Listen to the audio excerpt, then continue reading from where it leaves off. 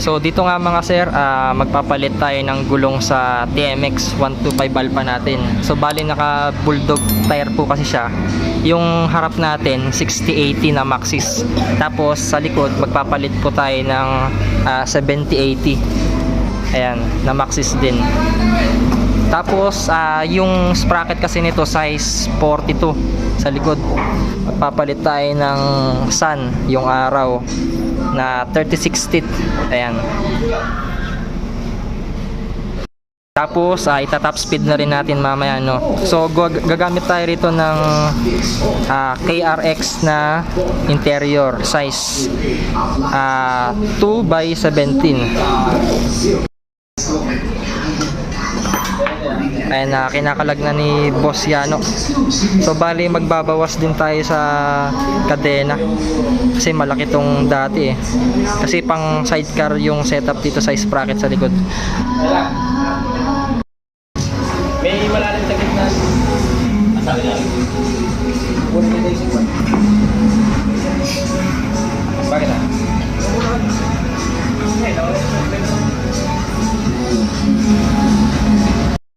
So dito mga sir, nakabit na yung 7080 natin na Maxxis. Ayan, bali ganyan ang itsura nya.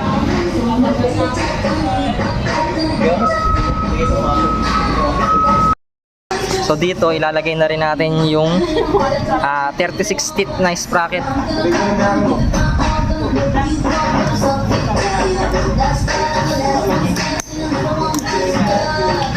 Dua na lang yun.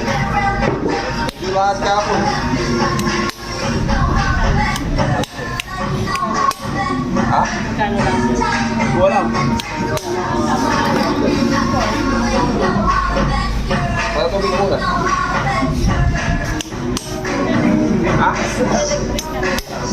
Hindi ka meron doon. I-balik na, di ba? Wala mo kasi. Ano, sabay ba? Tubig. Saka yung pa. Kuryente. Isa magdalawa yung ano.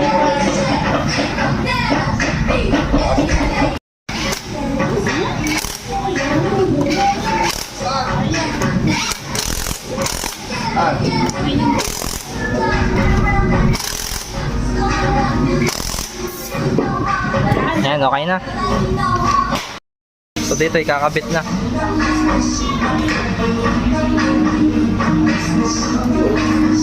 Magpuputol ng kadena dyan tol. Check muna natin. Kasi nagdagdag sa dati dyan eh. O kahit din ah. Sige tol. So dito magpuputol tayo ng kadena. Kasi dati nagdagdag eh nung naglagay tayo ng 42. Eto kasi 36 teeth na. Gwapo rin ang tayo niya, no?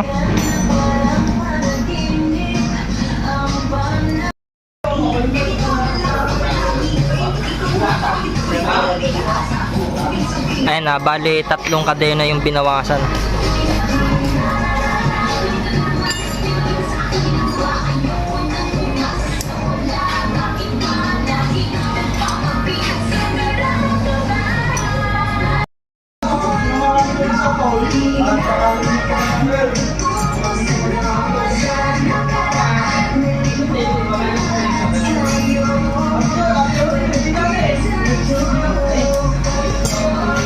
Okay na.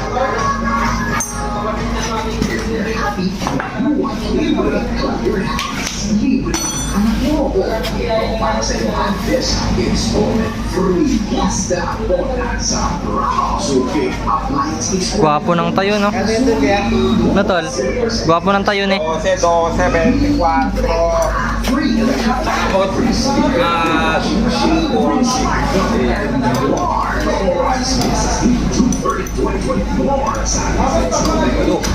lahat.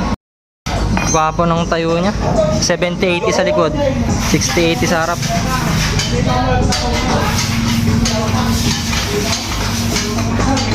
Ikot mo nga. Yun, no? Gwapo na tol. Ayos. Tapos itatop speed natin to.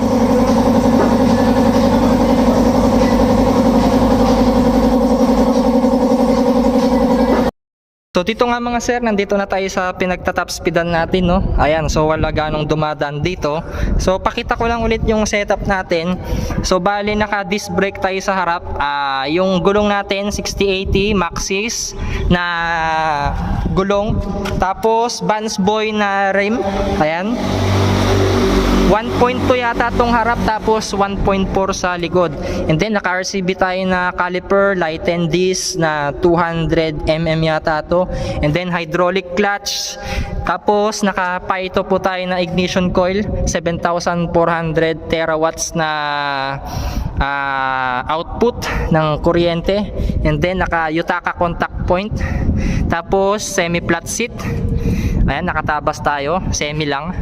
So hindi naman siya talagang flat seat na flat seat, semi tabas lang pala. Tapos yung gulong na pinalitan natin kanina 7080 na Maxxis, 1.4 sa likod. And the rest dito sa Brake Master, RCB din, RCB. The rest all stock na po lahat mga sir, no? So wala tayong binago sa carburetor, wala tayong pinalitan na jettings dyan, no? Stock lang po lahat yan mga sir. So ngayon magta-top speed muna tayo rito sa TMX 125 Alpha natin kung ano yung top speed nito.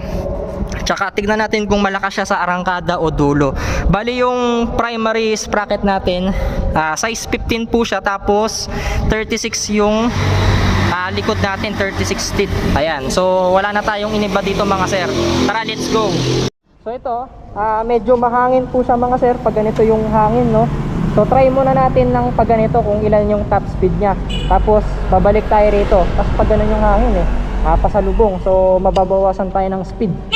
So try na natin.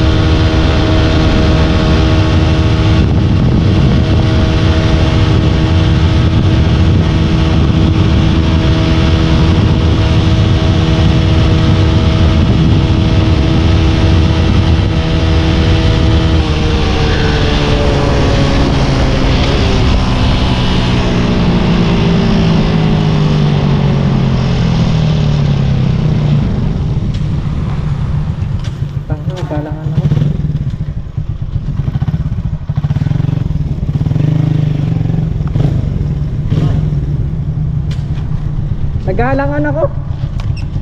Kaya niya magpan dito na siya So 115. Nag-115 siya.